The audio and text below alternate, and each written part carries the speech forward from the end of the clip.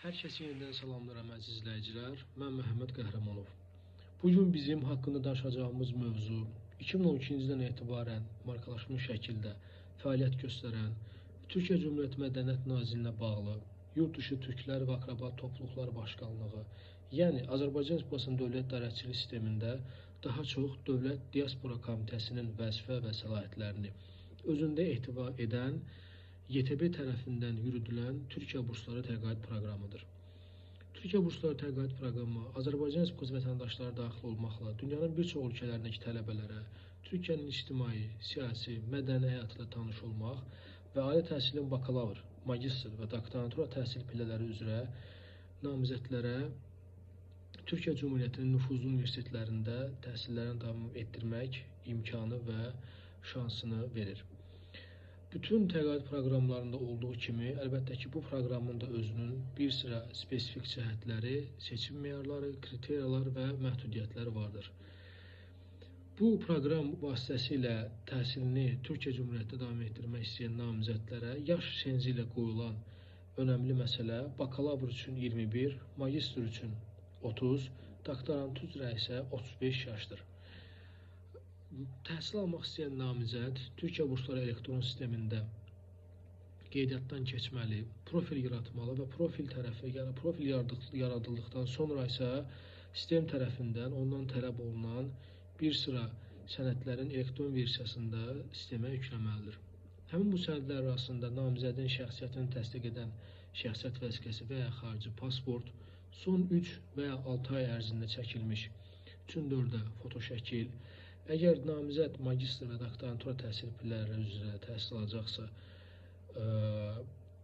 bakalavr diplomunun, magistr diplomunun əsli və ona təqdim olunmuş diplom əlavəsi orijinallığı qorunmaq şərti ilə namizədin ictimai və sosial həyatını, yəni sosial aktivliyini özündə ehtiva edən və qurumlar tərəfindən ona verilmiş müxtəlif sertifikatlar, təşəkkürnamələr, təltifnamələr və digər tövsiyə məktublarıdır. Bir digər tövsiyə məktublarının isə mütləq şəkildə namizəd təhsil aldığı təhsil ocağındakı akademik heyətdən, bura müəllimlər, baş müəllim, professor və digər kateqoriyada olan akademik heyət daxildir. Eyni zamanda akademik transkriptin burada çox mühüm rolu vardır. Eyni zamanda namizəd əgər müraciət etdiyi proqramın tələbləri sırasında beynəlxalq dil biliyini özündə ehtiva edən sənədlər varsa, buna TOEFL, SAT, IELTS, YDS, YÖS və başqaları daxildir.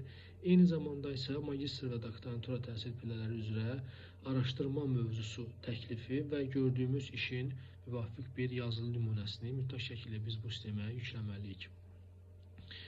Bu prosedura yekunlaşdıqdan sonra isə artıq Türkiyə Bursları heyət tərəfindən namizədin bu müraciəti dəyərləndirilir və yanvar ayından avqust ayına qədər bir dəyərləndirmə periodu keçir.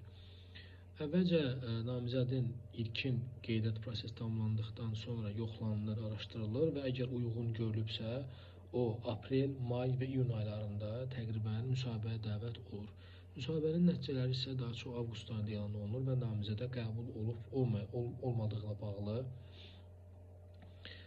elektron poçt vasitəsilə məktub göndərilir. Türkiyə burslarına müraciət edən və proqramı qazanan tələbələrin isə təhsil haqqları dövlət tərəfindən ödənilir. Eyni zamanda ona bakalavr, magistr və doktorantura təhsil pillələri üzrə müvafiq təqaüdləri verilir.